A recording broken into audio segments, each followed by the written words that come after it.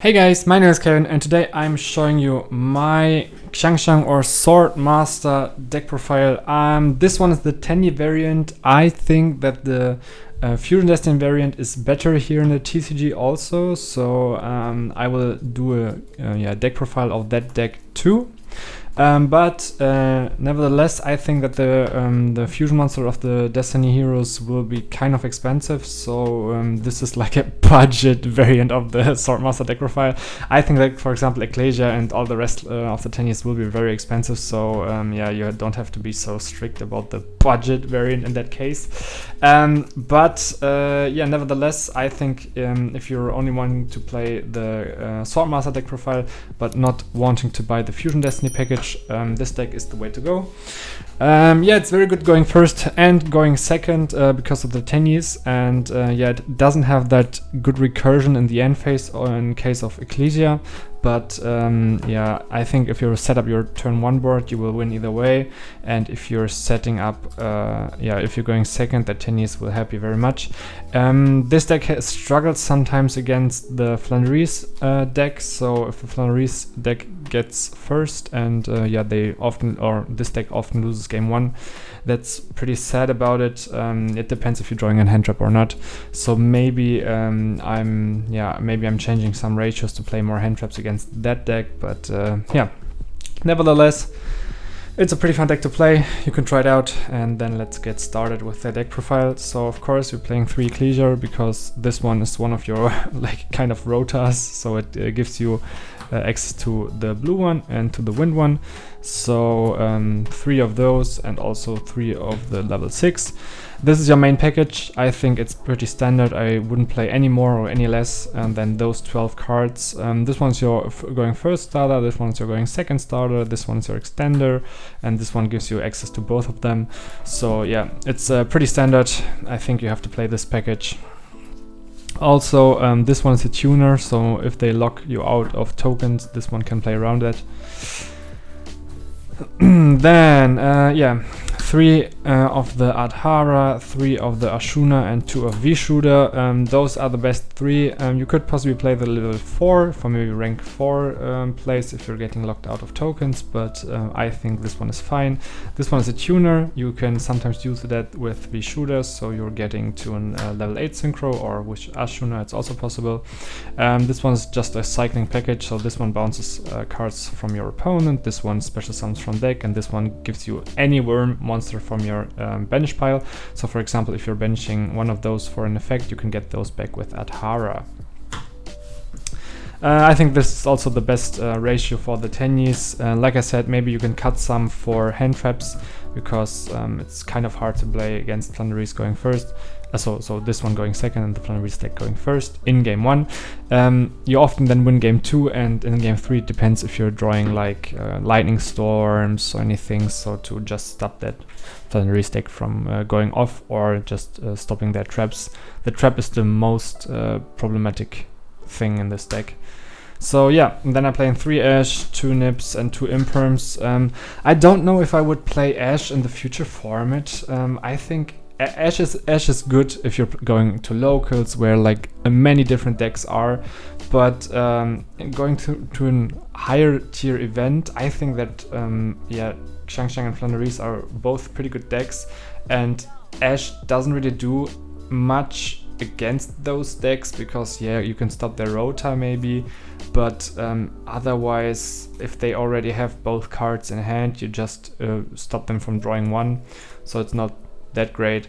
Yeah, Nibiru is a good hand trap against this deck. They cannot really stop it, and the Permanence is a really good hand trap against the Flannery's deck, so I'm playing that ratio, but maybe I will cut another Ash for an Impermanence or something like that. Yeah, but it worked out fine. It's if I went second against the Flannery's deck, I just won in game 3. So it was like every time I lost game 1, or often I lost game 1, except I drew Impermanence and they had the field spell.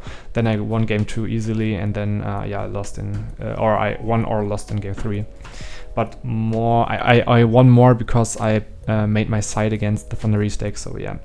Then we're playing the 3 real rota of the deck, so just searching something, and then the 2 reborns. You can cut one Reborn, but I like it. It's just like follower plays. Then I played 2 Vessels. You could ask why I'm not playing 3. I think, yeah, dumping in Vermonster is good sometimes, but yes, it's not that good of a card alone, so it's more or less an extender. That's why I'm playing 2. 2 was fine for me. Maybe I'm playing 3 and then I cut like 2 or 3 of the Tenyis. But yeah, then I'm playing 2 Desires. Good card. You could cut that for some kind of draw or some kind of hand traps. That's also fine. You don't really need the draw power, but it's nice to have. Then I play 1 Called by the Grave, standard, and then yeah, 2 of the Sudden Shift. I think you need 2 because you often want 1 on set and 1 banish for a token, so you need 2 if in case you happen to draw 1. It's a 40 card main deck. Yeah, then for the extra deck, yeah, I'm playing 2 Monk of the Tenyis and 1 Shaman of the Tenyis. I think this is also pretty standard. You need to play those. Yeah, it's you often need the second one just for the Tenyi plays in turn 3 or 4. And then I'm playing 2 of every boss monster. You don't need 3, you only need 2. I never went into the third one, so yeah, I'm sticking to that, and that's I like it that way. You can also reborn it with the reborn spell. Then I'm playing, because I'm playing the Tenyi version, I'm playing 2 Baxia and 1 Yazi. Baxia is a really strong card. Yazi I do not make this much, but yeah, Baxia is better than Yazi, so I'm playing 2 of that. You could also cut the Yazi completely or cut 1 Baxia. The second Baxia only rarely comes up, and yeah, if you want to play another engine, maybe you can just cut it, because I have 1 flex spot right now, but you could cut this or this one easily to do 2 flex spots and maybe play some kind of neat engine. Then 1 Xiangjian should be played. Definitely really nice card in this deck. 1 of the Dragonite, 1 of the Tenyis, because sometimes you lock into this, and this one helps to OTK, and 1 of the Ruddy Rose Dragon. I think this is also pretty standard. Yeah, I only happen to know today that that the Synchro will be printed before, so yeah, I would definitely put this into this. I made this deck before the announcement of the Synchro monster. This Baroness Synchro monster was, so you definitely should play at least 1 of that, maybe 2. And then, like I said, this is only 14 cards, so what we managed, or what we saw, or what happened in testing, you sometimes just want another Link monster to climb into to bait something out, so that at least 1 Synchro monster of yours will get through, because you're using your Tenyis to do that. And then yeah, I think yeah, either one of those is fine. You can also play Access Code Talker, it's also fine. But yeah, I think it's a pretty good deck. It's a pretty fun deck to play. I think it will be kind of expensive, so if you're on the budget, I wouldn't play this deck.